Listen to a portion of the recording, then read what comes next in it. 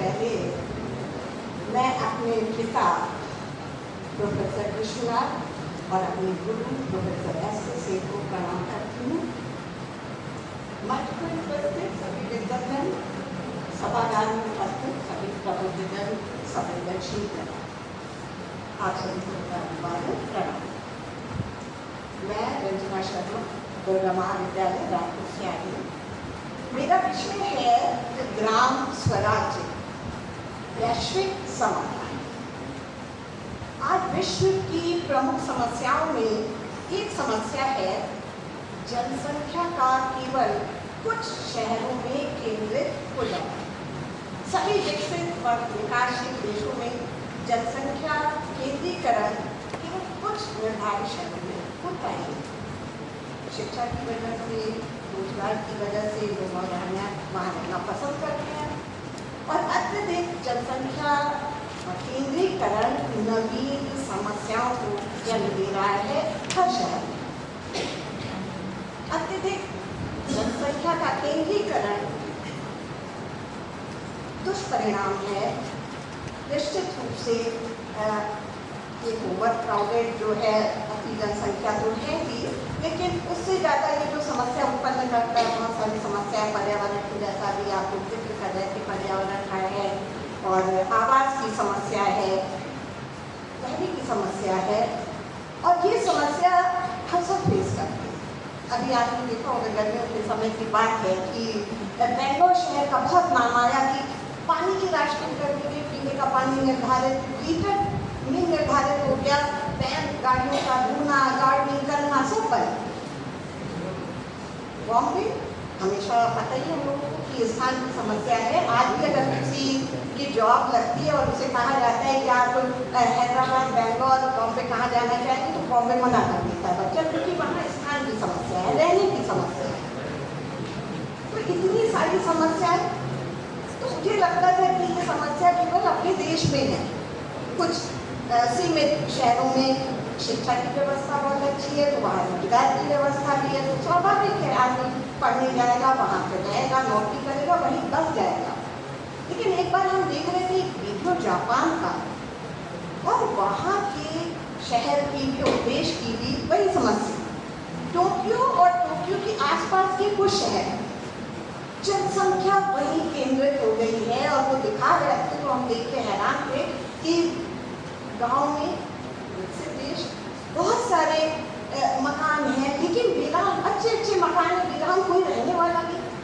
सरकार को उत्साहित हो गई है कि वहाँ जाइए, रहिए, उनको निश्चित पैसे दिए जा रहे हैं, रुपए दिए जा रहे हैं, वहाँ की मुद्रा में ये दिया जा रहा है उनको कि वहाँ जाके रहो। इतने अच्छे घर, वहाँ के जो संसाधन है इस्तेमाल ही नहीं हो पा रहे हैं, तो उनका इस्तेमाल हुआ। केवल बात जापान की नहीं है, फिर हमने और अध्ययन किया तो पता लगा कि नहीं, ये तो कनाडा में भी हो रहा है, अमेरिका में भी हो रहा है, स्पेन में भी हो रहा है, स्विट्जरलैंड में भी हो रहा है कि वो गाँव में प्रोत्साहित कर रहे हैं उस जगह पे जहाँ प्रकृति के संसाधन का उपयोग हो।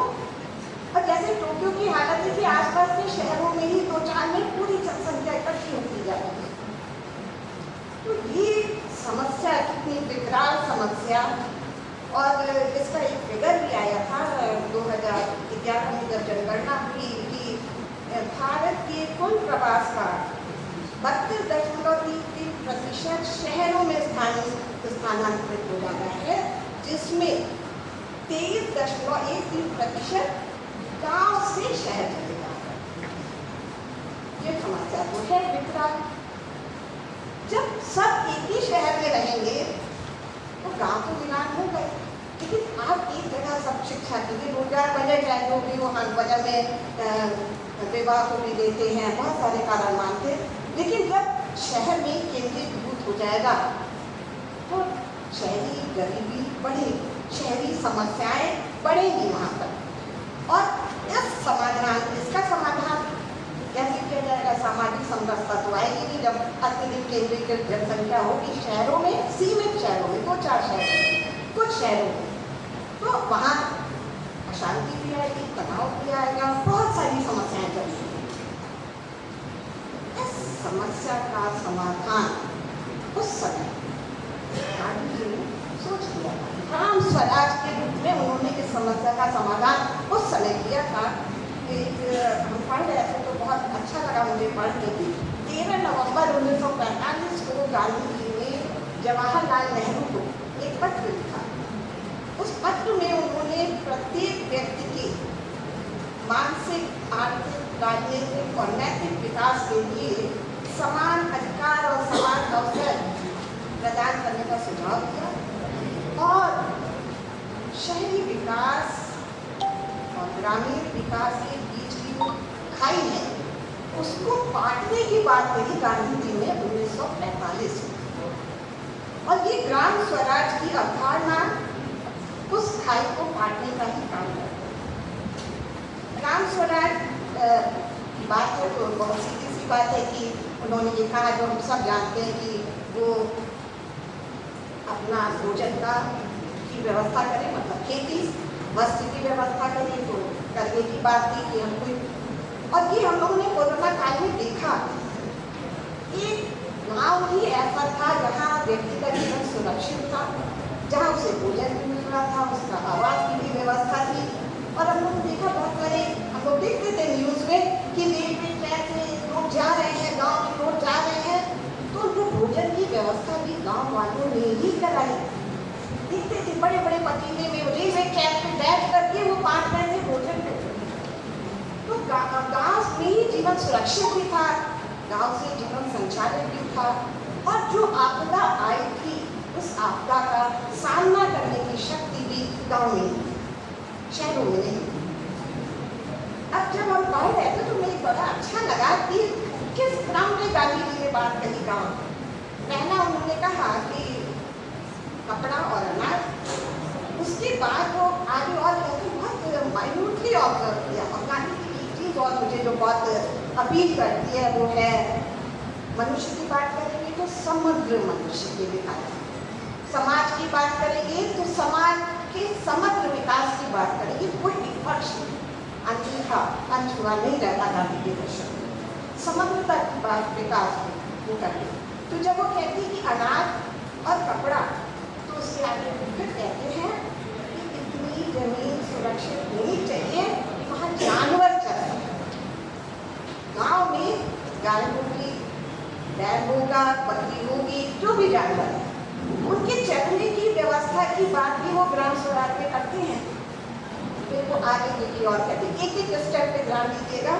फिर वो कहते हैं कि गांव में बड़ों बच्चों के मन बहलाव के साधन और खेल के मैदान वगैरह का भी बंदोबस्त होना चाहिए। उसके बाद जो जमीन बची उसमें ऐसे उपयोगी फसल बोया जाए जिससे बेचकर आर्थिक लाभ समय समाप्त। लेकिन अच्छा, आप समय समाप्त की बात आप कर रहे हैं तो बस इसको पूरा कंसेप्ट को कि उसके आगे वो कहते हैं कि आर्थिक लाभ, और उसके आगे और भी ताकि नाटकशाला, पाठशाला, इसकी भी व्यवस्था, और ग्राम पंचायत की भी बात करते हैं, ग्राम सैनिक की भी बात करते हैं गाँव की सुरक्षा के लिए। और जो सबसे बड़ी बात है कि जब स्वराज की बात करते हैं तो स्वराज, स्व नियंत्रण, स्व आत्मनियंत्रण। तो स्व नियंत्रण किस चीज़ का, जिससे मनुष्य का भी भला हो और समाज का भी। वो था लालच, लोभ और वासना का नियंत्रण। जब हम इस पे नियंत्रण स्थापित करते हैं, हम इसको नियंत्रित कर लेते हैं, तो हमारा व्यक्तित्व तो विकसित होता है, लोभ खत्म, लालच खत्म, वासना खत्म। और यही तो सामाजिक बुराई की जड़ है। सामाजिक जितने भी भ्रष्टाचार है, अव्यवस्था है, कुप्रबंध है, उसका भी तो कारण यही है, वो लालच, व्यक्ति का लोभ, लालच, वासना जब समाज में पहुंच जाता है तो वो सामाजिक अभिशाप बन जाता है। तो ग्राम स्वराज की बातें करते हैं, बस लास्ट हम एक बात मुझे अच्छा लगता है तो बोलना चाहेंगे। और ग्राम स्वराज एक दृष्टि है जो भारत के सर्वांगीण विकास को संभव बनाता है। आर्थिक, सामाजिक, नैतिक, राजनीतिक और सांस्कृतिक रूप से ग्राम स्वराज व्यक्ति, समाज व राष्ट्र सबका सार्थक नैतिक, आर्थिक, सामाजिक विकास है। गांधी जी मानते हैं कि प्रत्येक भारतवासी का यह नैतिक कर्तव्य है कि वह ग्राम की अवस्था में सुधार कर ग्राम स्वराज्य के रूप में प्रत्येक ग्राम को स्थापित करे। प्रत्येक व्यक्ति का दृष्टिकोण बदलने से ही यह ग्राम स्वराज स्थापित होगा। गांधी जी का विकास का यह दृष्टिकोण आनंद से भरा हुआ है, जहां प्रत्येक व्यक्ति परस्पर प्रसन्नता पूर्वक एक दूसरे का सहयोगी है।